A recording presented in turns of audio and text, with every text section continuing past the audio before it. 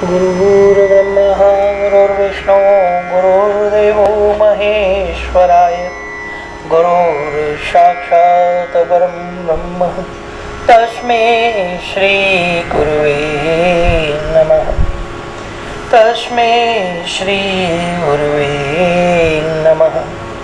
राम नाम की लूट है और लूट सके तो लूट, अंत काल पछताएगो जब प्राण जाएगो छूट। राम जरोखे बैठ के सबका मुजरा ले, और जैसे जिसकी चाकरी तैसो ही फल दे। जिस घर में ज्योति जगे और नित्य आरती हो, उस घर में हरि ब्रह्म देव सत्य लोक से आए। बोले विष्णु भगवान की, गरुड़ जी महाराज की, स्वर्गमय आत्मा की, अपने अपने माता पिता गुरुदेव की। ओम शांताकारं भुजंग शयनं पद्मनाभं सुरेश्वरं विश्वधारं गगन सदृशं मेघवर्णं शुभांगनं लक्ष्मीकान्तं कमलनयनं योगिर्विद्यारण्यं वन्दे विष्णुं भवभयहरिणं सर्वलोकैकनाथं। गरुड़ पुराण 16 अध्याय है और एक महात्मा है, ठीक है सर। तो 16 अध्याय ने अपन 10 दिन रामायण पूरा करा ला। गरुड़ पुराण का प्रथम अध्याय है पापियों का ऐहिकाश्मुखी दुख वर्णन। भगवान श्री विष्णु रूपी वृक्ष जो है वह सर्वश्रेष्ठ है, और भगवान रूपी वृक्ष का धर्म ही दृढ़ मूल है। वेद इनकी शाखाएं हैं, यज्ञ फूल है और मोक्ष फल है। ऐसे विष्णु भगवान को नमस्कार है। श्री विष्णु के क्षेत्र नैमिषारण्य में सोनक आदि ऋषियों ने स्वर्ग की प्राप्ति के लिए सहस्रवार्षिक यानी 1000 वर्ष के यज्ञ का आरंभ किया। उन ऋषियों ने एक समय नित्य क्रिया अग्निहोत्र आदि कर्मों से निवृत्त होकर सुख पूर्वक बैठे हुए श्री सूत जी का सत्कार करके आदर पूर्वक उनसे ये प्रश्न पूछा। ऋषियों ने कहा कि हे सूत जी, सुख को देने वाले वेद के सिद्धांतों को तो आपने भली भांति सुनाया, लेकिन इस समय हम लोग भय को देने वाले यमराज के मार्ग का वर्णन सुनना चाहते हैं। संसार के दुख और कष्टों का नाश होने के उपाय और इस लोक तथा परलोक के दुख का वर्णन करने में आप समर्थ हैं। सूत जी ने कहा कि पापियों को दुखदाई और पुण्यात्माओं को सुखदाई अत्यंत दुर्गम यम मार्ग का वर्णन आप लोगों के हित के लिए मैं कहता हूँ, सुनिए।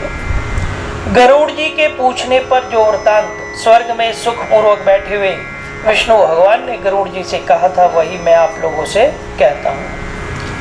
गरुड़ जी ने पूछा कि हे भगवान, आपने भक्ति के अनेक मार्गों को, भक्तों की उत्तम गतियों को मुझे सुनाया है।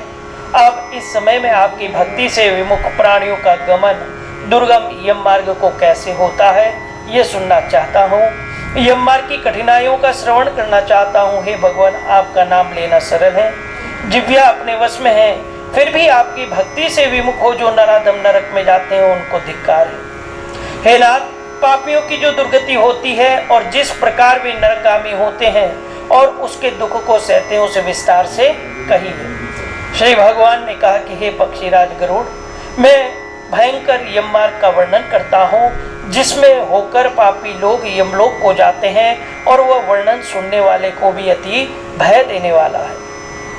परंतु तुम्हारे आग्रह से मैं कहता हूँ, जो लोग सर्वदा पाप में ही आसक्त रहते हैं, दया और धर्म से रहित हैं, कुसंगति में रहते हैं, दया धर्म से रहित हैं और उत्तम वेद शास्त्र सत्संगति से विमुख रहते हैं, और जो अपने को सम्मानित मानकर उग्र रहते हैं और धन तथा मर्यादा के गर्व से युक्त हैं, राक्षसी भाव प्राप्त होकर देवी शक्ति रूपी संपत्ति से हीन होते हैं, जो काम तथा भोग में लीन रहते, जिनका मन माया जाल में फंसा हुआ है, वे अपवित्र नरक में गिरते हैं। जो मनुष्य दान देने वाले हैं वे मोक्ष प्राप्त करते हैं, और जो लोग पापी हैं वे दुखपूर्वक यम की यातना सहते हुए यमलोक जाते हैं।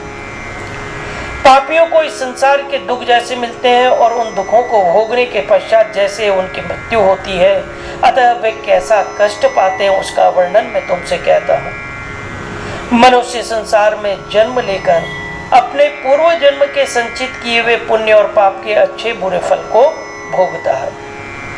शेष अशुभ कर्मों के रहते शरीर में कोई ना कोई रोग हो जाता है, और रोग और विपत्ति से युक्त वह प्राणी जीवन की आशा से उत्कंठित रहता है। युवावस्था का वेदनाहीन यह प्राणी स्त्री पुत्रों से सेवित होने पर भी बलवान सर्प के समान काल एकाएक उसके सिर पर आ पहुंचता है। वृद्धावस्था के कारण रूपहीन होकर घर में मृतक के समान रहता है। गृह स्वामी द्वारा अपमान युक्त दिए हुए आहार को स्वान के समान भोजन करता है। रोग और मंदाग्नि के कारण आहार घट जाता है और चलने फिरने की शक्ति घट जाती है, चेष्टाहीन हो जाता है। जब कफ से स्वर नलियाँ रुक जाती है, आवागमन में कष्ट होता है। खांसी और श्वास के वेग के कारण उसके कंठ में घुरघुर शब्द होने लगता है। चेतना रहने के कारण चारपाई पर पड़ा हुआ सोचता है, बंधु वर्गों से घिरा हुआ वह प्राणी मृत्यु के सन्निकट आता रहता है, बुलाने से भी नहीं बोलता। इस प्रकार अब भी कुटुंब के पालन पोषण में जिसकी आत्मा लगी रहती है, उस परिवार की वेदना से रोता हुआ वह प्राणी परिवार के बीच में मर जाता है। हे गरुड़, उस मृत्यु के समय देवताओं के समान उस प्राणी को दिव्य दृष्टि हो जाती है और वह संसार को एकमय देखता है, कुछ भी बोलने में असमर्थ हो जाता है। इंद्रियों की व्याकुलता से चैतन्य प्राणी भी जड़ के समान हो जाता है। इस कारण समीप में आए हुए यमदूतों के भय से प्राण आदि पांचों वायु अपने अपने स्थान से चल देते हैं। उस मरते समय पापी को एक क्षण भी कल्प के समान बीतता है। 100 बिच्छुओं के काटने से जो पीड़ा होती है, वैसी ही व्यथा सांसों के निकलते समय होती है। यमदूतों के भय से उस जीव के मुख से लार और फेन गिरने लगता है। अतः पापियों का प्राणवायु बुधा के मार्ग से बहिर्भूत होता है।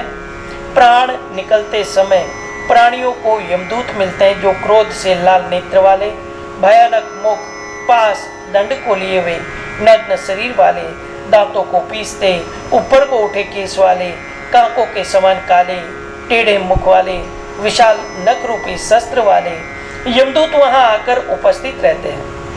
उन दूतों को देखकर भय से वह प्राणी मल मूत्र त्याग करने लगता है। हाय हाय करता हुआ जीव शरीर से निकलकर अंगुष्ठ मात्र शरीर को धारण करता है और मोहवश अपने घर को देखता है। उसी समय यमदूतों द्वारा पकड़ा जाता है। फिर उस अंगुष्ठ मात्र शरीर को यातना रूपी शरीर से ढक गले में रस्सी बांधकर इस प्रकार ले जाते हैं जैसे अपराधी पुरुष को राजा के सिपाही पकड़कर ले जाते हैं। वे यमदूत इस प्रकार उस जीव को ले जाते हुए मार्ग में धमकियां देते हैं, नरकों के भयानक दुखों का वर्णन बारंबार करते जाते हैं। वे दूत कहते हैं कि अरे दुष्टात्मा, तू शीघ्र चल, तुझे यमलोक को जाना है, कुंभिपाक आदि नरकों का भोग करना है, अतः तू देर ना कर। यमदूतों की ऐसी वाणी को सुनता हुआ वह अपने बंधुवर्गों के विलाप को सुनता हुआ जीव हाय हाय करता है। यमदूत उसे प्रताड़ना करते हैं और उन यमदूतों के धमकाने से उसका हृदय विदीर्ण हो जाता है। भय से कांपता अपने पापों का स्मरण करता हुआ यह मार्ग में कुत्तों से कटाया जाता है। जब मार्ग में सुधा और प्यास से पीड़ित होता है, सूर्य के तेज और पवन की प्रबलता से तप्त बालू में चलना पड़ता है। छाया और विश्राम रहित मार्ग में चलने से असमर्थ हो जाता है, तब उस जीव को कोड़ों से मारकर यमदूत घसीटते हैं और ऐसे कठिन मार्ग से चलने से थक कर गिरता, मूर्छा खाता फिर उठता है। इस प्रकार वह जीव अंधकार में यमलोक में पहुंचाया जाता है। वह जीव 3 अथवा 2 मुहूर्त में यमलोक में पहुंचाया जाता है।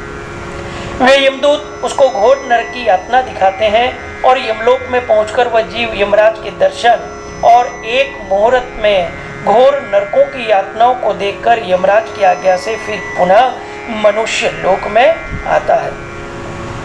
फिर यहाँ आने पर वह जीव पुनः अपने पूर्व शरीर में प्रवेश करने की इच्छा करता है, परंतु यमदूत उसे पास में बांधे रहते हैं और इस कारण वह सुधा तृष्णा के दूसरे दुख को सहता विकल होकर रोता है।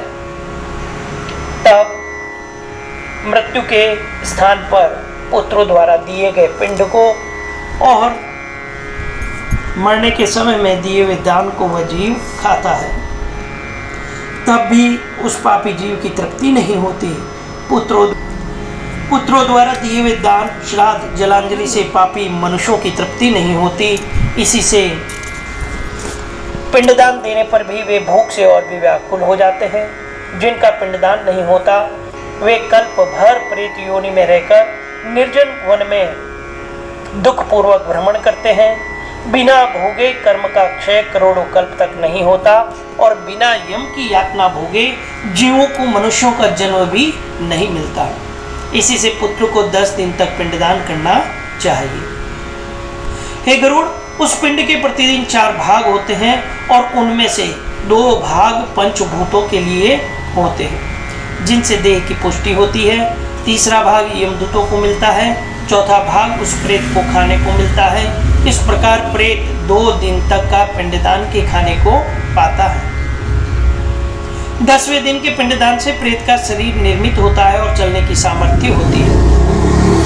हे पक्षियों में श्रेष्ठ, पूर्व शरीर के दग्ध हो जाने पर पुत्रों द्वारा दिए हुए पिंडों से भी फिर उस जीव को देह मिलती है और वह जीव हाथ भर का शरीर पाकर यमलोक पथ में अपने शुभ अशुभ कर्मों को भोगता है। अब 10 दिन के दिए पिंड से जिस प्रकार शरीर बनता है उसे कहते हैं। प्रथम दिन के पिंड से सिर, दूसरे दिन के पिंड से गर्दन, कंधा, तीसरे दिन के पिंड से हृदय, चौथे दिन के पिंड से पीठ, 5वें दिन के पिंड से नाभि उत्पन्न होती है, 6ठे दिन के पिंड से कमर, गुदा, लिंग भाग, मांस के पिंड आदि, 7वें दिन के पिंड से हड्डी आदि बन जाती है और 8वें 9वें दिन के 2 पिंडों से जंघा और पैर उत्पन्न होते हैं। फिर 10वें दिन के पिंड से उस देह में सुधा और दक्षिणा की उत्पत्ति होती है और पिंड से उत्पन्न शरीर का आश्रय लेकर भूख प्यास से पीड़ित प्रेत 11वें और 12वें दिन के श्राद्ध को 2 दिन में भोजन करता है। 13वें दिन यमदूतों से बंधा हुआ वह जीव बंधे हुए बंदर के समान अकेला जाता है। हे गरुड़, वेतरणी को छोड़कर केवल यमलोक 86,000 योजन विस्तीर्ण है। अब इस जीवन को प्रतिदिन 24 घंटों में क्रमशः 247 योजन यमदूतों के संग निरंतर चलना पड़ता है। चलने वाले मार्ग के अंत में 16 ग्राम पड़ते हैं। उनको लांघकर तब धर्मराज के नगर में वह पापी जीव पहुंचता है। उन नगरों के नाम हैं, पहला सौम्यपुर, दूसरा शौरिपुर, तीसरा नगेंद्र भवन, चौथा गंधर्व, 5वां सेलागम, 6ठा क्रोच, 7वां क्रूरपुर, 8वां विचित्र भवन, 9वां बाह्यपद, 10वां दुखद, 11वां नानाक्रंतपुर, 12वां सुतप्त भवन, 13वां रुद्रनगर, 14वां पयोवृक्षण, 15वां सीताढ़ और 16वां बहुभीति। इनके आगे यमपुर है। यम के पास बंधन में बंधा हुआ वह पापी जीव मार्ग में रोता हुआ अपने घर को छोड़कर यमलोक को जाता है। ये श्री गरुड़ पुराण प्रथम अध्याय समाप्त। बोले विष्णु भगवान की, गरुड़ जी महाराज की, स्वर्गमयी आत्मा की, अपने अपने माता पिता गुरुदेव की।